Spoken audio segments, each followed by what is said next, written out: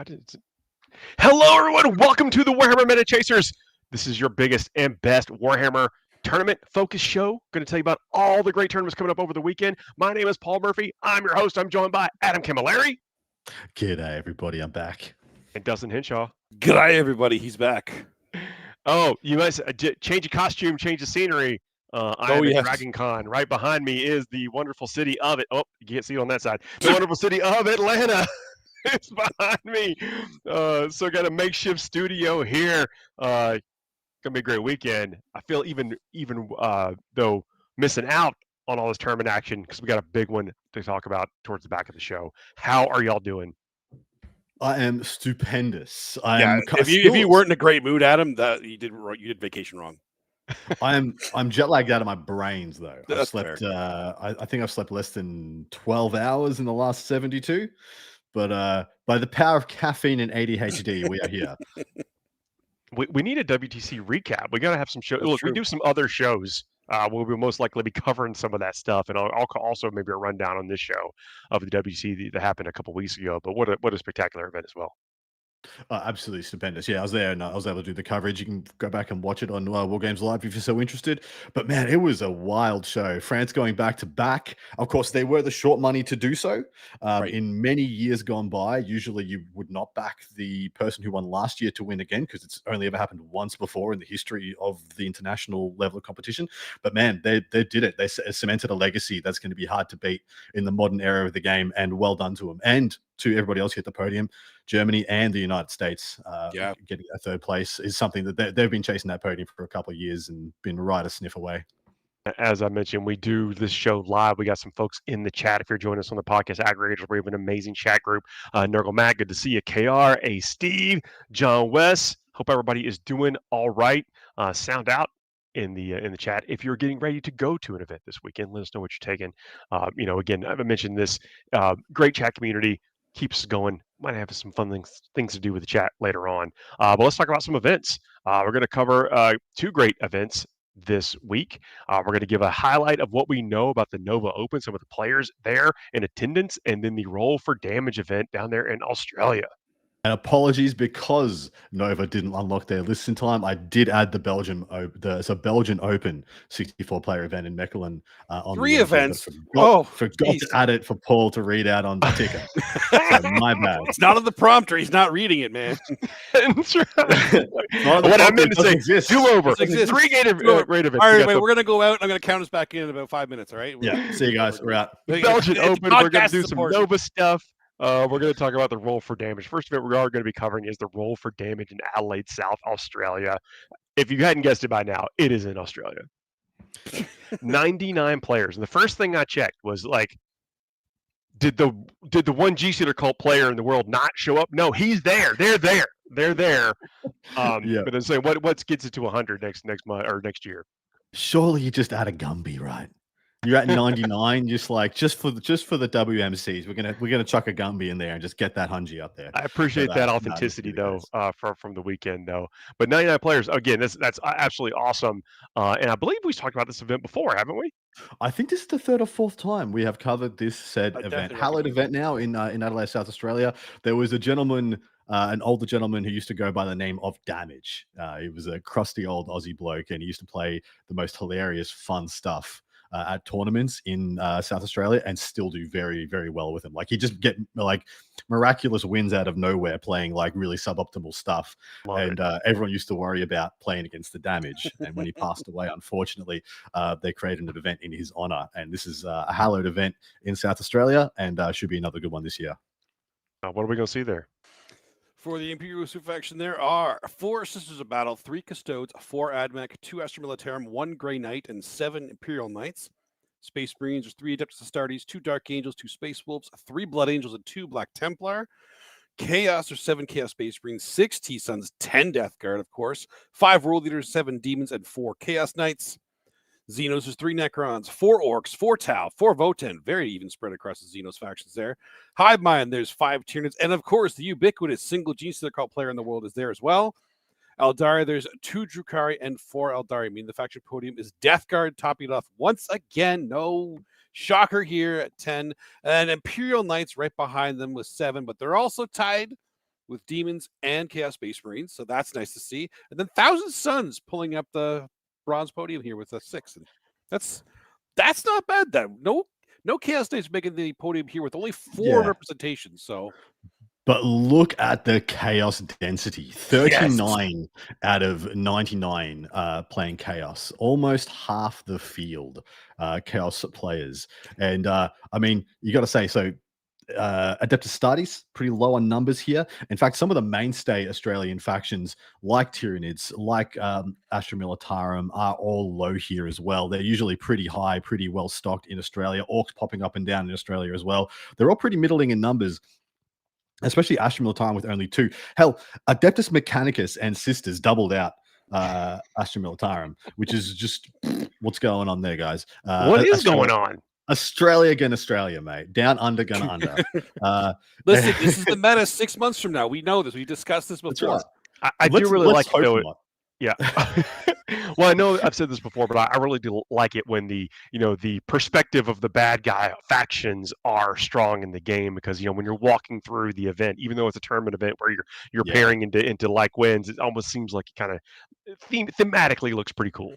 Oh, it's actually crazy how popular they are right now. Like, I'm in the middle of making an 8-man team with another group of guys that are local. We're doing like a prep event for my event, and we have every single Chaos faction in representation on our team. Oh, sick. That's actually a good team as well. That wasn't intentional. Like, if you do the same thing for like the conglomerate of Xenos, as it is, if you add Hivemind and Eldari into Xenos, you don't end up with the same like strength. Same for Imperium. You don't. If you do all Imperium, you've got agents and stuff like that.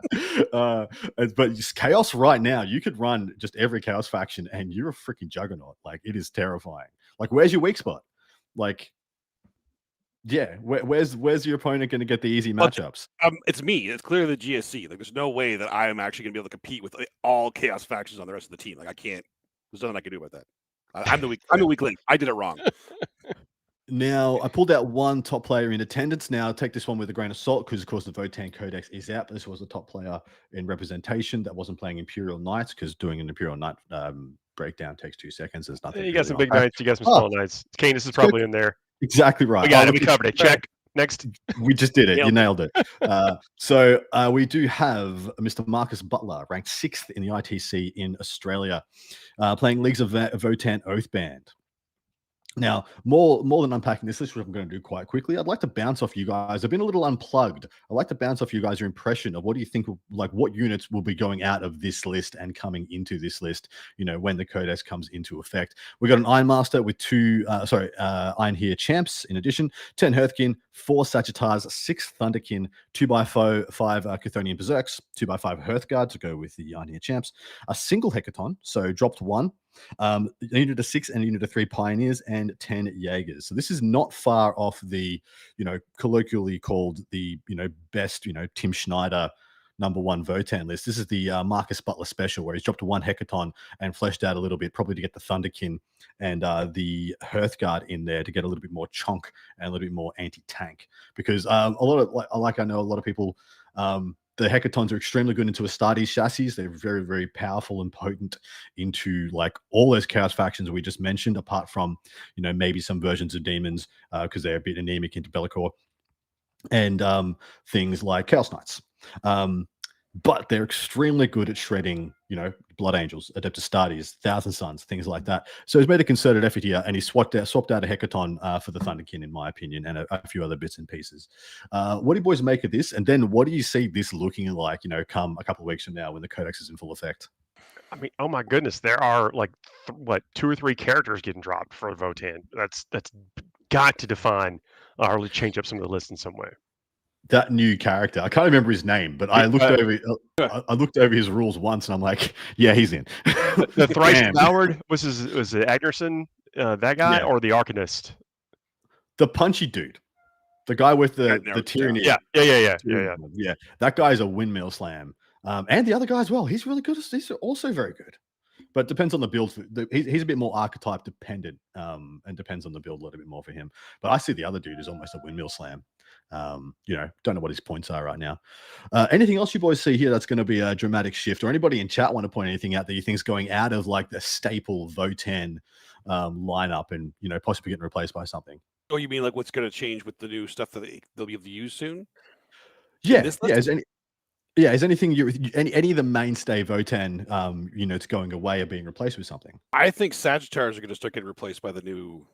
I can't even remember what the new, even smaller thing. The new, even smaller thing. That's the one I was getting at, because I think those things are freaking amazing. They are absolutely they're cracked, and I think you're going to start to see. Funny enough, depending on the detachment you're bringing, I actually think Pioneers are going to start taking a back seat. Yeah. And you're going to start seeing. I'm sorry, I can't remember all the names of these new things, but the chonky close combat boys that are bigger than they should be. Stabby men of iron, as I like to call them. I don't care. I don't care what they are. Yeah, it works. Stabby men of iron, shooty men of iron. That's how I want to. That's how I want to. And I do think you'll probably see probably some more hecatons than like Thunderkin put in here, just because. I'll be honest, I am very partial to the transport shenanigan detachment, so that's what I would really. I know, right? It's weird hearing a GSC player talk about shenanigans and wanting to do stuff with transports. But yeah, I feel like that one's they have a busted strat, and I would take advantage of that so hard.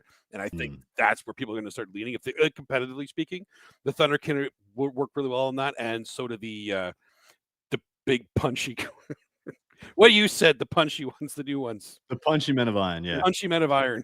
There's some percentage of all Votan lists that I think are utility or enable units, and to let you do some of the other great stuff. And I'm curious, is like if those utility functions change, like that is that the percentage that is modular? But look at it like I don't see the Jaegers going anywhere. No, the Jaegers I think are still at least one squad is essential. 100%. Yeah. So Votan operate very similar to Adeptus Astartes in that they have the killer and filler, as I like to say it. Sure. Think about like a Foo Fighters album. But the game is not really defined by how good your killer is, because everyone's killer is pretty freaking killer. It's designed by how good your filler is and how much juice you get from your filler, your scouts, your Jaegers. And you still score all your points on turn 5. Yep. Yeah. So that's really what defines a lot of the best armies out there. So I'm really interested as well, Paul, to see what takes if any new filler makes it into, because 100% Jaegers ain't going away, and maybe like the Pioneers probably don't go away as well, but you don't take the 6-mans like you do now. I agree with Dustin. There's some archetypes now coming in where the 6-mans won't hold the water. I do think Berserks and probably Hearthguard are going to start taking a backseat too. Yeah. And well, I think what has actually really impressed me. What I've been seeing is the Hearthkin. Like they're actually really worthwhile. Just the basic good filler. Really good filler. Like really good. Yeah. Very, very good filler. This is the part of the show where we pick winners. So we actually kind of grade ourselves on how well we predict the winners of these events in our after show, our part 2 of the show. That's for tier 2 Patreon subscribers and higher. Every tier is amazing on Patreon, by the way. Just want to point out we do a separate follow-up show where we look back at our predictions and talk about the top 10 list and the list that actually won the thing. Sometimes it's the one we called, or at least the faction that we called. Sometimes it's something totally different. Those top 10s have been so diverse. Curious to see if it's going to get a shake up in the next couple of weeks. All right, I'm going to roll for it, boys. It's an Australian dice because it's an Australian event. It's got the kangaroo in it. You actually roll. So I'm going the 5 or 6, obviously. Sure. Paul or Dustin, call you 3 or 4. Who wants it first? I'll take 1 or 2. All right, done. Okay, 3 and 4. 3 and 4 for me. Where can I roll this? You guys can see, so you know I'm not cheating. No. We're not going to stop believing you now. So like, look on your hand. Look, behold, the magic. Behold the magic. Like this is on this network. This is episode 100. Yes. We didn't mention that, did we? Yeah, we're not gonna not believe you when you roll the die. Or we're just always gonna not believe you no matter what you do. It's true. Well, you could see that one. So actually, I just saw a die. I didn't see the number. How good do you think my eyes are? Well, fair. Well, you lost. So All right, no I wonder lost. you I get say that Paul, part. That's fair. pick Yeah. your poison, bro. Look, I'm going Death Guard because yeah, look, of course you would. I know that they've Death Guard players are having to get back in the tank a little bit, but that tank is still rock solid. So this is pre-nerf. Death Guard. I'm sorry, no, forget what I said. And I should go last here because I know everybody playing. So Dustin, what do you want next? I mean, I don't know. And if it's pre-nerf, I got to go with Imperial Knights, right? Like, yeah, I'm going to go with the T-Suns. Back the little aberration of numbers there. And I was going to go Imperial Knights if you didn't take them, but it's the logic. I just feel like Knights have, you can solve for Knights, and they've been around a while. You definitely can. They've been like, it's a big freaking target, right? Yeah. Yeah, big 28 wound target on that Atropos. Someone's going to figure out the silver bullet. Yeah, for sure. The next event, look, it's chaos back here behind the scenes. I don't know what event we cover next. We're going to do some stats on Nova. So it's a great idea. Let's do the stats on Nova. So look, Nova has their list locked. We completely respect that from the events, but we did get an idea of some of the players are going to be in attendance, and I think it's cool to talk about a giant event and the type of like where they rank in the ITC, these types of events. Bring in and what you have to go through if you're going to run that gauntlet. Yeah, so Nova is 382 players, 9-rounder, and pretty much, of course, lists are locked. We're going to respect that and the faction, all those things. But I just went through the players in attendance, the listed players, and I just cross-referenced that with some of the ITC standings and pulled out, 3 data points. 5 of the top 10 in the world in the ITC are in attendance, so half of the top 10. That's globally. That's not a regional thing. That's global stats. And then even beyond that, like John Lennon isn't listed as one of those top 10. He hasn't even listed, I believe, as one of the top 100. But he is in attendance in addition. So you can almost say like another top player in the world, in addition to these stats. 23 of the top 200, and that is 23 of the top 100 in the United States. So almost a quarter of the top 100 players in the United States in North America are in attendance at this event. So almost an eighth of the top 200 globally. So this is going to be stacked towards the top end. This thing is going to get pretty wild because, of course, there's the top cut and the pod system as that. Yeah, this event uses the bracket system, if I recall correctly. So check out the website that tell you all the stuff. But that means like bracket 1 through 4 is gonna be correct, rough. Dude. I was about to say that's exactly what I was getting at, mate. Picking up exactly what I put it down. Like there's like bracket 2 and bracket 3 could be kind of more stacked with ITC players because of course you can always just have some, and we want to see a bunch of people, unknown names, making names, smash it and get into that top bracket and things like that because we always want to have new players mixing it up and stuff like that. But I had a event, Uprising, our like a 3-day 8-rounder where bracket 2, which was the one I was in, was like I was in bracket 4 in the X and 1 bracket, and it was like we were like looking around like, how did this happen? We're all murderers. Like it was like, how did I end up here? You guys are going to slaughter me. That's the worst when you're like, okay, cool, I lost one, but at least it's going to set me up. I have a smooth, and you look at like, what? Yeah, you just get dropped into the shark tank and someone rubs some blood on the top of your head. It's not a great time. But this one is going to be a very interesting event to watch. Now, I'm unsure if they've adopted the new points change. I believe they have. The last I heard is that they had, but I didn't have that. No, but I would assume. But yeah. Well, they haven't unveiled their list. People are still submitting lists right now, I believe, and will be up until like I think the start of the event almost. So I don't think there's much reason for them not to, unless there was an outcry from their player base that said, we won't come if you change the points. I've already bought and painted everything, yada yada yada. But I do believe they are. So definitely going to be one to watch because the vast majority of events this weekend are not adopting the changes. So this is going to be the one that's going to give us the window into what is coming for the next couple of months. I can't wait to see those. Yeah, with this plays, and can't wait to see some of the action, hear about the results and stuff. So keep your eyes peeled. That's going to be happening out there in the world. Exactly, and you can join and get all that goodness over on the Warhammer live stream, where 2 of our lovely contemporaries will be doing the coverage in lieu of myself and Paul, to our chagrin and FOMO. But you should go and check that out if you are at all able, because there's going to be a fantastic 9-round event. I'll be perched. Seeing what's going on in the mornings anyway. I'm jet lagged out of my brains. I'm probably gonna be awake anyway, so you might see me in chat. Awesome. Well, look, going to be a great weekend. We'll talk about this. Is one of the events I think we'll probably cover the results on our part 2. Extensively, we'll cover the results over on part 2. But yeah, on to the next one, boys. The next one. This is the Belgian Open. It's in Michelin, Belgium. Did I nail that? Mechelen, but yeah. Trying to get too fancy with it. Trying to get too fancy. 64 players over 6 rounds. What are we going to see there?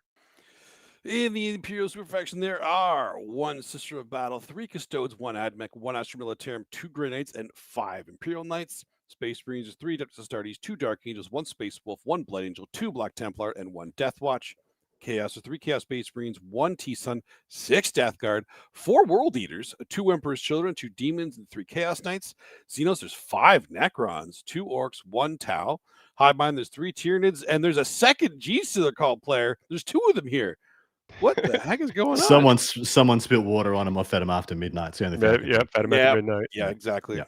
Just sprouting these things all over the place. Eldari, there is just the 7 Eldari, no Drakari in attendance. But that means the faction podium, Eldari topping it with 7. And then Death Guard right behind that with 6. And then, of course, Imperial Knights behind that with 5. But tied with Necrons also at 5. That's an interesting podium, but at least it's a little bit different than what we've seen aside from Death Guard and Imperial Knights still just showing up everywhere. But Eldari topping off is interesting. Eldari taking the top spot is very interesting. Now, boys, conjure yourself back probably about 10 weeks ago, 2 months ago, when Ynnari got absolutely shot out of a cannon into the sun. We all unanimously said, everyone sit tight, Eldar's going to be back. And too many tools in there. There's too many threats. I was saying, like, Aspect Host and War Host are probably only 10 to 15% worse than Ynnari. Yeah? Yep. It's only 10 to 15% worse, if that. And like you might even get proficient enough with those builds that you're just as strong.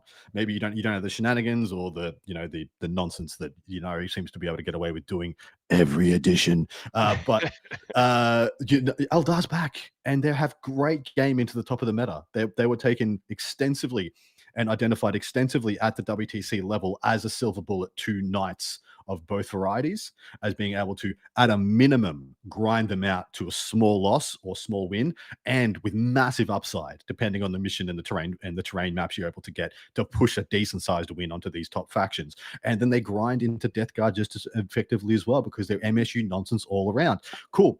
Drop your three Death Shroud and your Lord of Contagion. You can have 5 Rangers for that on turn 3 because I blocked you out from doing anything else. Cool, you got your 5 Rangers, and now we're going to stay 24 inches away from you the rest of the game. Enjoy. Congratulations. So there's a lot of things they can do at the top of the meta, and players are starting to catch on. And well, I mean, like you said, we predicted this a long time ago, but saying that Eldar is going to be good again is like saying, hey guys, water's wet. So it's not like we really broke the mold here or anything. Well said. But we're here. We got there, and we knew it was coming. Eldar they've always had play. It was just a matter of how long it took people to switch from the Ynnari bustedness to. And it was a big blow. Like you didn't have to change. It was a big blow. Well, yes. More than that, it was a psychological hit because they hit him pretty freaking thoroughly. Like they took old Yeller out behind the shed. They didn't leave much wriggle room. Too soon. Yeah, they didn't leave much wriggle room for Ynnari to continue being a faction. They pretty much deleted it. Hit the big red button. We know this though. Like couldn't happen to a nicer faction as far as my goodness. When you put rules on top of rules, like when you sprinkle on rules on good rules, sometimes it gets a little hectic out there.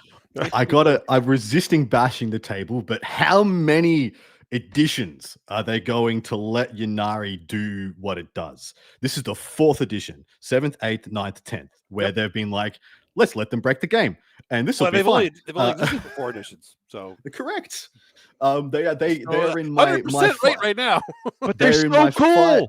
They're so cool. In my 5 things that have broken every edition of the game that I've ever played. Every edition that they've ever existed in. Ynnari, Flyers. One of them's Pink Horrors. Pink Horrors have been problematic. They haven't made this edition. They have not. They may not make it this edition. But Pink Horrors have been a problem in every edition I've done. But anybody else in chat, see if you can figure out what the other 2 might be. Because I've jet lagged and I've forgotten. But I think other there are two actually like things- 3 most of the time. So if there's 2 more, you haven't said it on the show very often. There is 2 more. There is 2 more. I mean, Knights are one of those things too that are difficult to balance. But see, the thing is, Knights had an edition off where they were not good. They're one of those. They've actually gone all the way down and all the way up. There's no middle ground for Knights. I find they're either way up there or just way down there. Last edition, yeah, essentially Knights never conquered the game for any period of time. And 8th edition topic. 8th edition, they as an army didn't, but the freaking Castellan just like rickrolled us everybody across the world for like 9 months. So you make the count there. I mentioned, this is again not the topic only too often the theoretical, but with the way the missions work, the way the army works, the way that some of these things. I'm glad there's a lot of levers that can be pulled to kind of bring things in the line, and I think we're seeing that. What we see reflected in the now we've seen some lists that are being dominant in the top spot, but that 2 through 9 is still anybody's. Was been anybody's game for a long time. Okay, I remember which one? Well, indirect. Yes, I was about to say indirect's the 4th. Correct. See if anybody can get 5th. I think I remember it now, but I'll tread water on it. I did pull out one of the top lists in attendance. This was the gentleman who was the top ranked once again, who wasn't playing Imperial Knights. There was 2 guys ranked higher than him in Belgium, the ITC, but both were playing Imperial Knights. And look, they're both taking cannons and actroposes. Yay! But this is Leonard Jansen, ranked number 5 in the ITC in Belgium, playing Dark Angels Wrath of the Rock. What a coinky-dink. You did this on purpose. This is what happens when you put a Dark Angel player in charge of the list view. Because we wouldn't just be exclusively doing the one GNC player if you would. I switch up with Tyranids every so often. Come on. Look, if tournaments want to, get in the top Dark Angel player in their region to get featured on this show, that's cool, right? Let's be honest. If we were doing Genes to their cult list every single episode, it would just be a host of Ascension cut and paste right now. So it would with the random one gentleman in Queensland named Eric who does amazing things with Outlander. This is Wrath of the Rock, like I said. This runs Azrael with the Lion in addition, and Samael, so a 3-pack of special characters, only leaving 2 on the shelf, Asmodai and Pigeon Toe Boy. Anyway, a captain with ancient weapons, which makes him extremely killy in combat, and then a lieutenant with combat weapons tempted in battle. It is. I've never run him. to run with the Lion, right? That guy just takes the Lion, and nobody can shoot either one of them. You can't shoot either of them. They just double up. It's a beautiful little package. 5 intercessors, Impulsor, 2x5 Deathwing Knights. So skewing one of the 3rd unit Deathwing Knights for some more stuff. And I agree with it. I think the 3rd unit Deathwing Knights is in fact a trap. Unfortunately, it's just too many points and too few models for longevity in the game. And then we got 6 Eradicators, because of course you want to take the Eradicators, especially with -1 to wound. They become really thick. An Invader ATV, 3 Outriders to go with Samael. I always think of this as my flying company. Is one of my favorite units in the game. All the advance and charge, getting the plus damage on Sammy is absolutely amazing. Unit of 5 scouts, and then 2x5 Stern Guard to be rotated through the Impulsor, with I assume Azrael joining one of them, and possibly the captain in the other. So why the Outriders? Is it, you think that's a point compromise? They're big bases. Like, do they get the buff that makes them just like finally pushes them to that next level? Yeah, so they get -1 to wound. They join it with Sammy. Sammy gives them advance and charge. And then all that goodness. They have a lot of attacks. It's on the base profile. Yeah, and they get +1 damage when they charge, which they give to Sammy, who has 6 attacks with sus 2, hitting on 2s at 6/3/2. So Sammy just like gets 10 hits against an oath target, and he just like kills. He just solo squads by himself.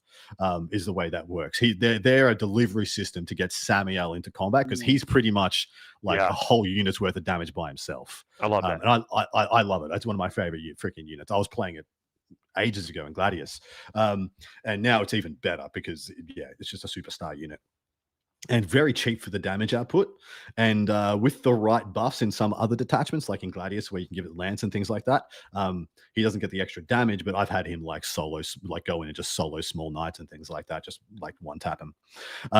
Impulse is a good choice here. A couple of good utility units, or fillet units as we were calling them, the scouts, the single ATV I like a lot, and then the intercessors, which of course can go with Az if you just want to sit him in your backfield and don't want to risk him because you need the CP in that game and some longevity. And then of course the Lion, he's a real big pain in the ass, and he's so good into the knight meta because he'll like with a little bit of help, he'll walk up and smash a knight to bits, the absolute bits for you. He's a little bit lacking into Death Guard, I found in my own bits and pieces of testing, but because they operate at such a short range anyway and have a lot of speed, unfortunately, to get within lone op range. But that lone op is so good against things like Chaos Knights, Despoilers, and things like that, where you're like, come within 12. I freaking dare you, mate. Come on. Bring him in. Let's go. Well, he's got a 3-up invulnerable save. He just still has just like a 3-up invuln. He can just scam you. Is cool. Yeah, he can just scam you and be like, yo, you're going to put your 36 attacks into me that are going to wound on 5s. And I can, if you don't have Ignore's cover, I can AOC this in cover and like just take a 2-up against one of your buckets of 36 shots, and then take 3-up against the next guy. And then, well, if I live, shit, I'm taking one with me. And then, you start rapid ingressing Deathwing Knights when they come within 12 to kill the lion, and all of a sudden you're just rotating Deathwing Knights into them, things like that. There's a lot of great combos you can do with this list, and I'm a big fan, so I think it's a good time. I love all the options here. There's a ton of list. I mean, in this list, like we like to say, but this is quality stuff like Azrael, Lion.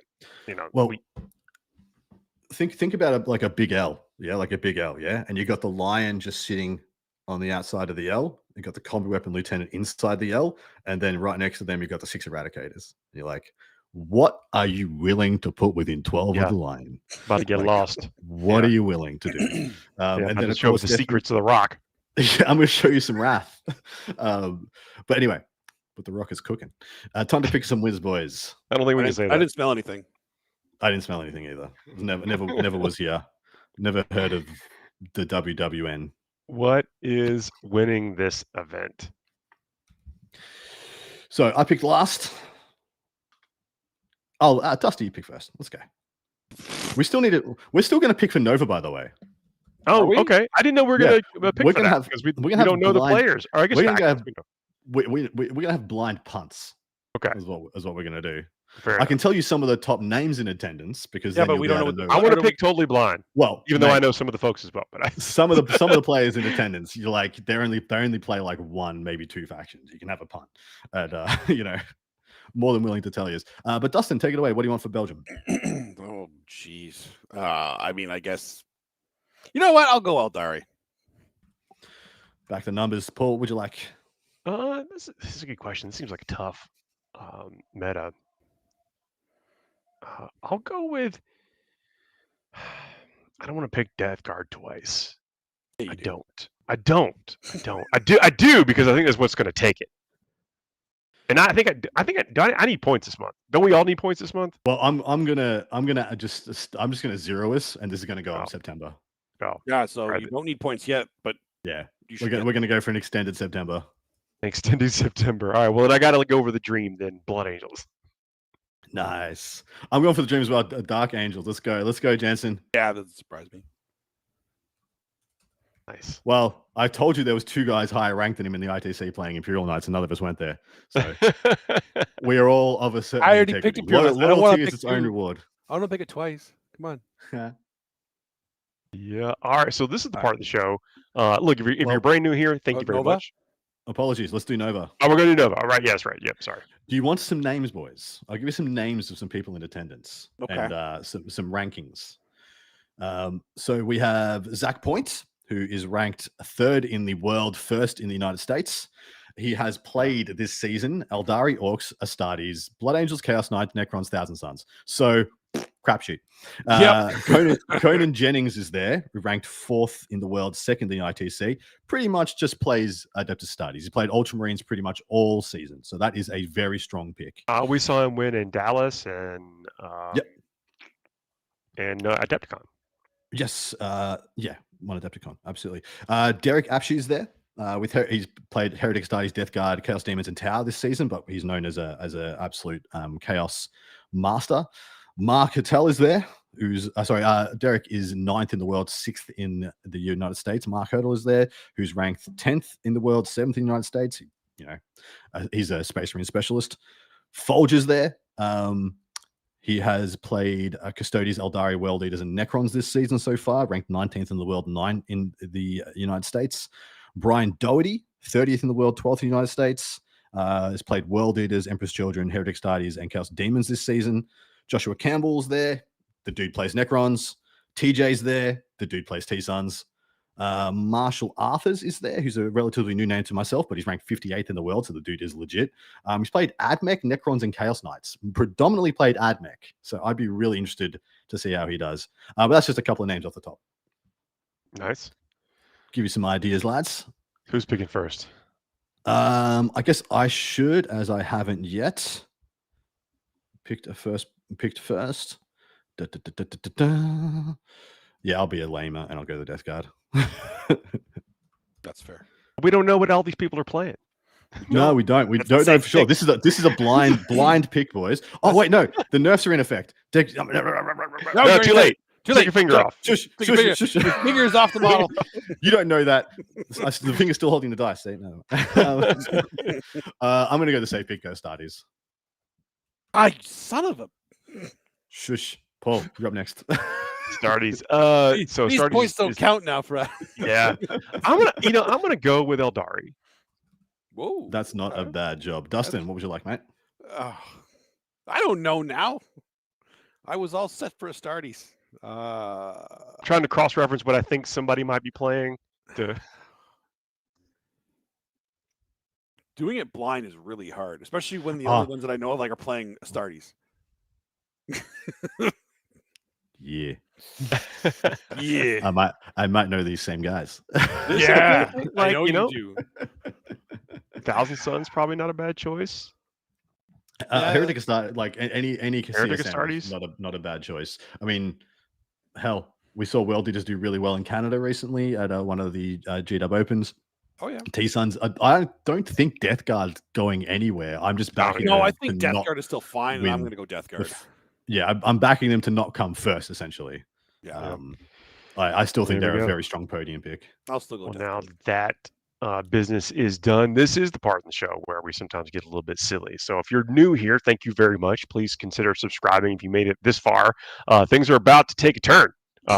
We talk very little about 40K in the next part of the show. Sometimes we have a segment we call the Fuego Rapido, where we give ourselves a topic and then give ourselves this very specific time limit to talk about that topic. And then once that time limit is gone, or once we've exhausted that or satisfied the question, we abandon it, never to return to it again unless demanded by our Patreon crew, which we really appreciate and get some great suggestions. One of the things we've been doing for the last several episodes is based off suggestions from the Patrons, and that is awesome. This week, I think we're going to do something a little bit different. Is that right? Yeah, we're doing a little bit different. Kind of going back to old style Fuego, because this is our 100th episode that we haven't mentioned enough. It's 100th in this 100th episode of the 100th time we've done this episode of this show. So there was funnily a chance that Paul could make it, because of course hotel internet is a crapshoot, and we were going to call this the 99th and 9/10th episode. And I appreciate that. We're going to wait for the 100 to get Paul on for sure, but he was able to make it, so here we are. Thank you so much. But it means we're going to the old school Fuego in terms of like the random questions where we have 2 minutes to answer them. But this one is more themed around how well do you know your Meta Chasers? Because so many of you have actually been with us since even before the beginning of Meta Chasers. Correct. So Correct. Let's see how the knowledge of the chat knows us and how much we know each other. Some basic questions about us that we've mentioned. Freaking KR's a brute. 5 years, boys. It's once a week. That's he was throwing shade at Georgia Tech earlier. Georgia Tech, you could also see from here. Nice. All right, we got there. So we got 2 questions about each of the Meta Chasers here. And chat, please chime in if you think you know the answer to it, and we'll try to answer them about each other. The first one: what is Paul's favorite food? Oh, this is tricky because I love eating. There's only really 2 contenders having. There's 2 contenders. But you say one of them, I'll say the other. Which one? Oh, burgers. Tacos. I know. Which one is it, Dustin? Which one is it? It is burgers. I was about to say, yeah. I mean, wings are up there too, but like if I just had to have one every single day, it's going to be some type of burger that's dressed differently. All right. You answered it too quickly. Chat didn't have a chance to chime in enough. I was hoping you were going to make us sweat a little bit, Paul. You should have thrown out the wings. Oh, boys, maybe it's wings. Oh, who knows? Yeah. Yeah. I mean, I actually, if you started saying wings, I'm like, oh man, I didn't even think of that. That sure might actually be wings. I would have second guessed myself, and I was already confident in the top two. It was either burgers or tacos, but I probably eat more wings than burgers, but my answer is the answer. All right, that's fair though. But is tacos above wings? Yes, it is. Yeah, it is. Okay. Yeah. It goes burgers, and then it like if this was a faction podium, it would go burgers, then a small dip to tacos, and then a bit of a cliff to wings. Small cliff to wings. Really? Yeah. I'm very particular about the wings. Like they have to be made a certain way, crafted by an artisan. That makes sense. All right. What will Paul not accept on his burger, Dustin? What do you reckon? He's actually mentioned this before too. I don't know if I can remember that. I know you've said it before. This might be hard. It is hard. But tomatoes are right out. Correct. Really? Yeah. That was not going to be my guess. I was always leaning towards the pickles because that seems to be the one that most people. Pickles are amazing. I love pickles. Yeah, correct. But he's a Southern boy. Pickles, yes. But it's tomatoes. Yes. The one I don't understand is that you will tolerate lettuce, but not tomato. Lettuce is got it's got a little bit of crunch, But the lettuce has to be in a way that doesn't make the bun slide off. Like the lettuce also has to be, positioned and stacked. He's very particular about it. Like the layering of it has to be perfect. The amount of the sauce and stuff that's seeping into the bun. So, yeah. All right. Next up, what part of Australia does Adam live in? Yeah, I know this. I have to look up the different regions in Australia. Help me out, Google. Victoria, Western Australia, New South Wales, Northern Territory, Queensland, South Australia, Australian Capital Territory, and Melbourne. And 3 more. Northern Australia, Hobart. 3 more. Just 3 more. Just that ring around. Just a ring around. And the rest. And the rest.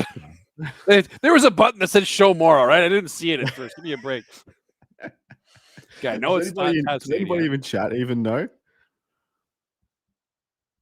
Eastport, Queensland? Right near the beach. Right near the beach? Well, that's a good punt because that's like 96% of our population I'm live in freaking 10 Ks of the beach. Melbourne. That is my home city, and it's Melbourne, Victoria, Australia. Yeah, Oh, I wouldn't have. I don't know where. I have no idea where Victoria is. So fair. So it's the bottom. It's the bottom right above the island. Above I remember the bottom right part. I just didn't know which one of these was the bottom right. There's no Southeast Australia listed here. Fair. It's a confusing place. Isn't Australia all southeast? I guess it's perspective. It's a perspective. It's southeast if you're in Asia. It's a big island. It's a big island and nothing is what we got. What's kind of weird is that people drew it on the map just thinking it had to exist before it was ever found by the Western world. Yeah, it was wild. Because I should say found because people were already there. So it was also wild. So I was in Amsterdam and I was learning a little about the Dutch East India Company and some of the stuff they did because they were in Australia before the British, and they just went the wrong freaking way. They went down the desert shit side of Australia instead of going down the lush side that Captain Cook found. And so if they had it turned a left instead of a right, I'll be speaking Dutch right now.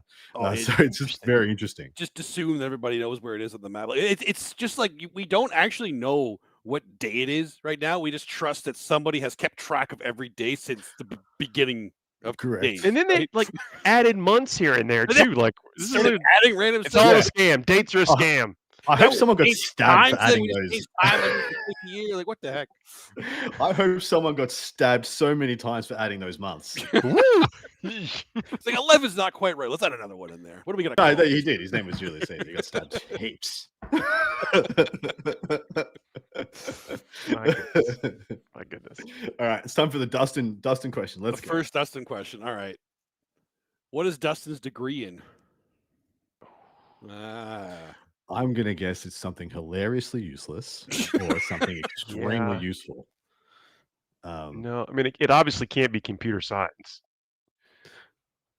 Funny Why, you enough, I think he- actually was gonna go for computer science. Now, I knew that, and I just want to say something like philosophy just for the memes. So it is applied definitely- arts, liberal arts. Yeah. degree. Yeah. If you Yeah. my models are not that great. Go. it is. It's not. It's not. It's gonna be Communications. like It is. Communications. No, it's not. Yeah. It's leather work. yes. leather work. Astrophysics, obviously. Oh, I know Definitely. I've mentioned this on the show before. I know I have. Is there a degree for like horoscopes? I think there is actually. Gotta Jeez, be that's- like advanced astrology, isn't it? astrology. It's astrology. yeah. But you got to make it sound official. It's advanced astrology. Advanced. That's the Yeah. advanced. Advanced astrology. Advanced astrology. Yes. Learning what? Never mind. Retro, well, Leo in retrograde or whatever. It's going to do for your chakras. It's definitely the advanced part of Is it astronomy. moon? Is that what this level this part of the day? I was going to guess it was like engineering of some degree, Close. Kind of. like tech engineering, like software engineering. The official degree is actually game design, which includes Oh. software engineering. I did not know There that. you go. The reason I say computer science because you do, Get off my LinkedIn, John. had a big brain over there. And I was like, you can't possibly have like started out that way.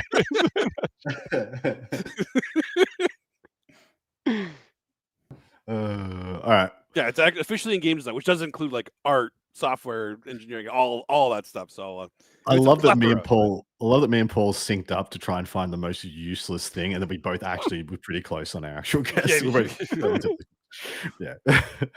All right, and back to the top. One more for each of us. What is Paul's Warhammer team name? I know exactly what it is. I know what this is. Any- Come on, chat. Anybody in chat can go Anybody in first. chat know what this is? We have a lot of merch. Not to sell, but we just like merched out ourselves, you know. Yeah. It's like right way adults or something. Not the right way. Great team, by the way. Awesome folks. Just recently, we just came fourth at the ATC. That was Yeah, Yeah, that awesome. was a great run. That was like going against Art of War first round, wasn't it? We did that first round, yeah. Yeah. And you know, a couple. There things we to go. We got Yeah, it. there it is. Hey, Steve, Wrong got way it. kids.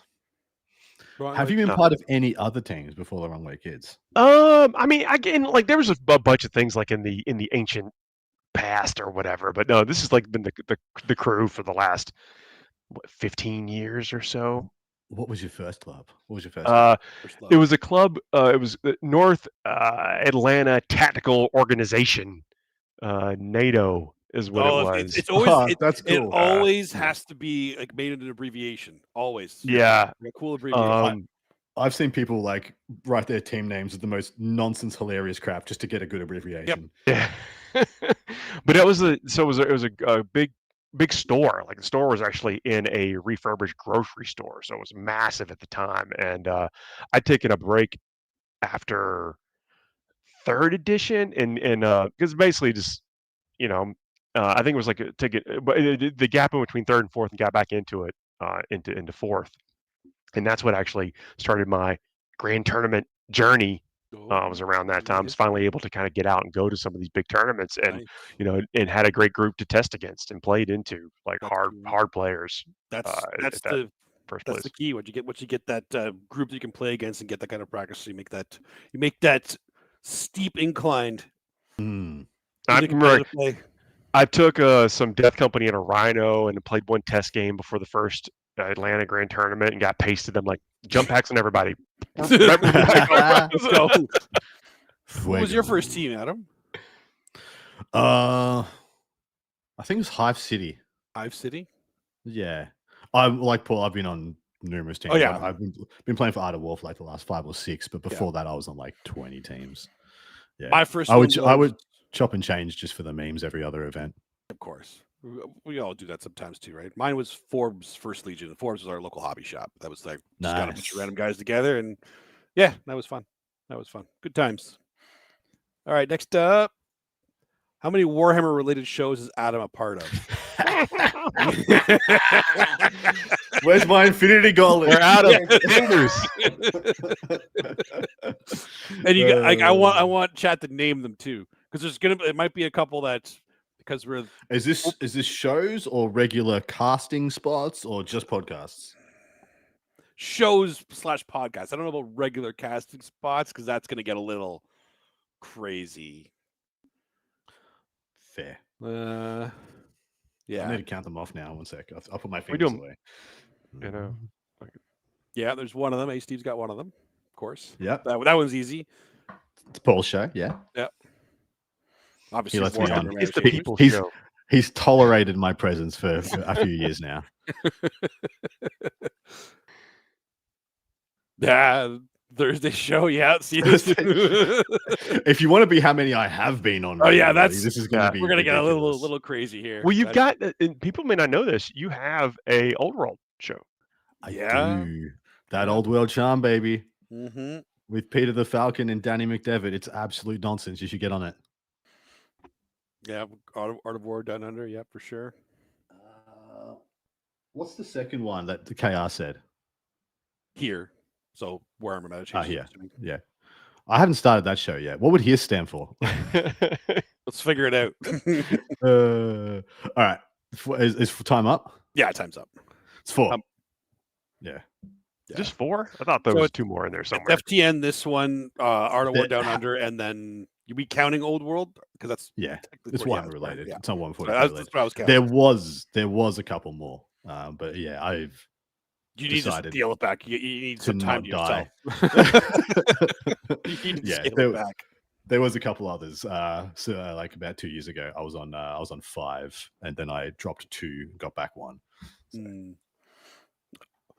Last but not least, this is our slightly Warhammer related questions.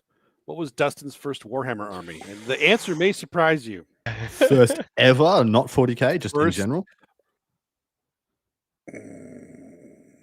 Is that different?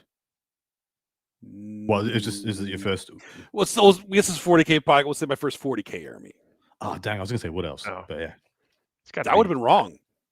Dang, Yukari, Dark Eldar. Nope. Ooh, I'm gonna guess it's gonna be something silly like salamanders. Well, not silly, but off brand for you. Off brand. It is. Yeah. It is off brand. But actually, Paul was close. Oh, could you have an army still, right? He still has Eldar. Yeah, it was Eldar. It was Eldar. Yeah, because I remember you got some OG Harlequins or something, don't you? Yeah, I do. Yeah, that's. I should have remembered that, Paul. You're onto it. Yeah. He's mentioned it before. I have definitely mentioned that before. It was when my friend that introduced me to the game explained it to me. When he was explaining the factions, when he got to Eldar, he was like, and I was already an elf fan because I like wood elves. But incidentally, my first fantasy army was undead, like vampire cats. You can paint that army up quick. Yeah, but I remember his description of it was ninja space elves. They're like, wow. I'm in. Okay. And, I thought it was going to be the way it was described to me. It's like, this is the faction for the people who think they're better than everybody else.